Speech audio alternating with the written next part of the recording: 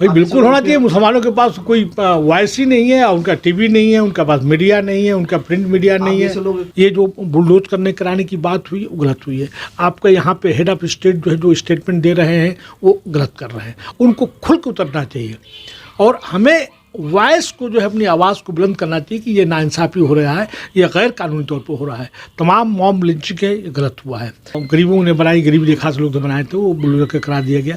तो कहीं ना कहीं ये लगता तो है कि नाइंसाफ़ी हो रही है, लेकिन इसके साथ साथ वॉइस भी आप जैसे लोग उठा ही रहे हैं। एक रिपोर्ट बताती है कि भारतीय जेलों में कानूनी हिरासत में रखे गए कैदियों में से 30% से अधिक मुस्लिम हैं, जो कि उनके जनसंख्या अनुपात से दोगुना है। जेल सांख्यिकी इंडिया 2021 के हवाले से द हिंदू ने बताया कि 2021 में भारतीय जेलों में हिरासत में रखे गए कैदियों में से 30% से अधिक मुस्लिम समुदाय से संबंधित थे, जबकि जनगणना 2011 के मुताबिक देश की जनसंख्या में मुस्लिम समुदाय की हिस्सेदारी महज 14.2% रही है। इससे आप साफ अंदाज़ा लगा सकते हैं कि जेलों में भारतीय मुसलमान बड़ी तादाद में बंद हैं।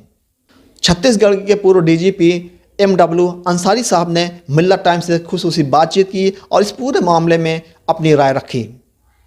देखिए, ऐसा है कि मानव अधिकार, ये बात सही है कि चूँकि मुसलमान इसके शिकार होते हैं। मुसलमान की तो बात नहीं कहेंगे, आप इसको यूँ कहिए कि जो भी गरीब तबका होगा, जो डिप्राइव्ड होगा और जो पढ़ा लिखा नहीं होगा और जो अपने राइट्स को नहीं, अपने हकूक़ को नहीं जानेगा और लोकल लॉज, तमाम ऐसे लॉज हैं, रूल ऑफ लॉ को, कॉन्स्टिट्यूशन को नहीं जानेगा, उसका शिकार होगा।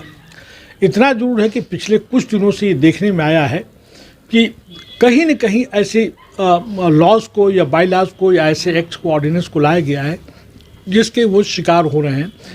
आपका सवाल ये है कि इनसे बचने के लिए, देखिए ऐसा है कि इसका सबका सोल्यूशन जो है higher education and quality education है। मैं आपसे सवाल कर रहा हूँ कि आपके बीच के यानी मुसलमानों के या SC ST के कितने ऐसे लॉयर्स हैं जो कि ह्यूमन राइट्स को लिए काम कर रहे हैं या राइट एक्टिविस्ट के तौर पे काम कर रहे हैं, या हमारे बीच में, या आप ही के, मैं आपसे सवाल करूं कि आपके कितने दोस्त साथी हैं जो RTI एक्टिविस्ट हैं। आपको ये जानना होगा कि भाई किस तरह से जो है कहाँ कहाँ हमको फंसाया गया है और उसके कानून को किस में फंसाया गया है। पेनल लॉ जितने भी है, जैसे कि आप कहते हैं ना कि भाई टेररिज्म एक्ट पे फंसा दिया गया। अच्छा, उसके साथ साथ में जितने भी कम्युनल वायलेंस वगैरह हो रहे हैं या एंटी नेशनल एक्टिविटी में लेकर डाल देते हैं, एंटी सोशल एक्टिविटी में लेकर डाल देते हैं हमारे अपने बीच के लोग और ख़ास कर हमारा लॉयर्स। आप ही से मैं पूछ रहा हूँ कि क्या आप लखनऊ में हैं तो लखनऊ में कोई ऐसा फोरम है जिसमें कि हमारे लॉयर्स हों जो अपने लोगों को, खास कर गरीब लोगों को, देखिए यहाँ पे हिंदू मुस्लिम की बात नहीं होनी चाहिए, जो SC ST भी है, जो भी गरीब है, उसी के साथ में वही उसका विक्टिम होता है, उसके लिए हमें काम करने कराने की ज़रूरत है। और जो अगर तालीम, अगर इल्म नहीं होगा तो अपने आप को बचाव नहीं कर पाएगा। ये बात सही है क्योंकि हम लोग कम पढ़े लिखे लोग हैं और बाय एंड लार्ज जो है अभी भी हमारी जो है क्वालिटी, हमारे बीच एजुकेशन नहीं है और उसके साथ साथ हमारी जेलों में हमारी तादाद बहुत ज़्यादा है। हमारी तादादों के साथ साथ में SC ST की भी तादाद ज़्यादा है, जो गरीब तबका है उसकी भी ज़्यादा है। हमारे पास पैसे नहीं हैं बेल कराने के लिए, तो हमें सफ़र कर रहे हैं। मौजूदा हालत की बात की जाए तो जो पढ़े लिखे तबके भी हैं मुसलमानों में, उनको उनके घर में बुलडोज कर दिया जाता है, बुलडोजर चला दिया जाता है। ये तो कोई कानून में है नहीं। तो देखिए, ऐसा है कि बुलडोजर जो है, ये बुलडोजर कल्चर तो अभी आया है। ये कई एक हाई कोर्ट, जैसे पटना हाई कोर्ट के जजेस ने भी कहा है कि गलत हुआ है और ये ज़रूर अफसोसनाक है कि एक पिक एंड चूज़ काम हुआ है हमारे मध्य प्रदेश में। आपने देखा भी होगा क्योंकि आप सीनियर जर्नलिस्ट हैं, तो वहाँ पे भी यहाँ तक कि PM फंड्स जो गरीबों ने बनाई, गरीब रेखा से लोग जो बनाए थे, वो बुलडोजर के करा दिया गया। तो कहीं ना कहीं ये लगता तो है कि नाइंसाफ़ी हो रही है, लेकिन इसके साथ साथ वॉइस भी आप जैसे लोग उठा ही रहे हैं।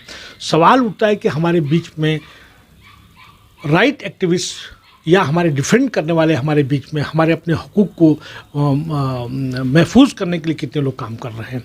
हमको as per constitution, as per rule of law, as per due process of law हमें काम करने की ज़रूरत है। और हमारे बीच के लोग, ये जो आप सवाल घुमा के करना चाहते हैं ना कि हमारे बीच के जो 20-25% लोग घर बैठे हुए हैं, उनको खुल के उतरना चाहिए और हमें वॉइस को जो है अपनी आवाज़ को बुलंद करना चाहिए कि ये नाइंसाफ़ी हो रहा है, ये गैर कानूनी तौर पर हो रहा है। तमाम मॉब लिंचिंग है, ये गलत हुआ है। ये जो बुलडोज करने कराने की बात हुई वो गलत हुई है। आपका यहाँ पे हेड ऑफ स्टेट जो है जो स्टेटमेंट दे रहे हैं वो गलत कर रहे हैं, और ये तमाम जो है पॉलिटिकल नैरेटिव से इससे हम लोगों को बचना चाहिए। अगर यूपी मध्य प्रदेश की बात की जाए तो आजकल गैर मुस्लिम मतलब अलग अलग धर्मों में शादी ब्याह के बहुत ज़्यादा चलन चल रहा है। हिंदू लड़की लड़का मुसलमान ये सब ये जो आप बात एक मिनट आप जो आप कह रहे हैं ना कि ये जो है लव जिहाद is all in bogus baseless, मैंने लव जिहाद की बात नहीं की है, मतलब दोनों तरफ से मैंने बात की है जी। ये जब तक समाज है, जब तक समाज रहेगा ये प्रोसेस चलता रहेगा, ये याद रखिएगा। और जब लड़का लड़की जब पढ़ेगा और जब उसके जो है कहीं ना कहीं रूट्स कमज़ोर होंगे तो वो अपने कल्चर से, अपने रिलीजन से बगावत करता है और वो पैरिटी की बात करता है। उनको ये सोशल डायनामिक्स के बारे में नहीं मालूम कि किस तरह से लड़का, आप जाइए जाके देखिए यूरोपियन कंट्रीज में वो बहुत जल्दी शादी करते, बहुत जल्दी छोड़ देते हैं। यहाँ पे इस तरह की नेटिव जारी किया गया है। आप फिल्मी दुनिया में क्या तो उनको दिखाई नहीं दे रहा है। और कन्वर्जन लॉ जो लेकर आ रहे हैं ये सरासर एंटी कॉन्स्टिट्यूशन है। मैं आपको दावे से रिपीट कर रहा हूँ मैं कि एंटी कॉन्स्टिट्यूशन। हाँ, इतना जरूर है कि जो उसमें एक मखसूस या गरीब तबका लोग है वो उसका विक्टिम होता है। ऐसा नहीं कि हिंदू मुस्लिम की बात नहीं है। अगर अपर कास्ट हिंदू का कोई लड़की अगर SC ST के साथ में शादी कर लेगी, भाग जाएगी, उसके साथ भी जुर्म जाती होगा।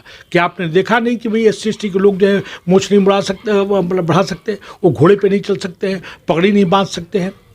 एक नहीं, हज़ारों केसेस राजस्थान से लेके यहाँ से लेके पूरा हो रहा है। और जो कमज़ोर तबका होगा, जो इलिटरेट होगा, जो कमज़ोर तक होगा, हर लिहाज से तालीमी तौर पे होगा, अपने माली तौर पे होगा, इकोनॉमिकली भी अगर कमज़ोर होगा, उसके साथ जुर्म जाती होगा। जी, एक सवाल ये है कि सोशल मीडिया का ज़माना है और मुसलमानों को टारगेट किया जा रहा है। क्या एक प्लेटफॉर्म ऐसा नहीं चाहिए जिससे मुसलमान उसका जवाब दे सके? भाई बिल्कुल होना चाहिए। मुसलमानों के पास कोई वॉइस ही नहीं है, उनका TV नहीं है, उनका पास मीडिया नहीं है, उनका प्रिंट मीडिया नहीं है। ऐसे लोग क्यों नहीं इकट्ठा होते हैं कि एक प्लेटफॉर्म बना लें, उससे नए लोगों को जोड़ें? मैं मुख्तसर से ये बात बताऊं कि मुसलमानों की ये ख़ास बात है कि मुसलमान इकट्ठा होने से पहले ही बिखर जाता है। प्लेटफॉर्म पे आते ही प्लेटफॉर्म से नीचे आ जाता है। अब हम क्या कर सकते हैं? हम कोशिश कर रहे हैं और खुल के आपसे बात कर रहे हैं। ये हमारी मुसलमानों की बदकिस्मती है, बदकिस्मती है। मिल्लत टाइम्स की खबरें पढ़ने, सुनने और देखने के लिए गूगल प्ले स्टोर से ऐप डाउनलोड करें। यहां आप उंगली की क्लिक में पढ़ सकते हैं 4 ज़बानों में न्यूज़, उर्दू, हिंदी, अंग्रेजी, बंगला। आप ऐप पर मिल्लत टाइम्स की वीडियोस भी देख सकते हैं।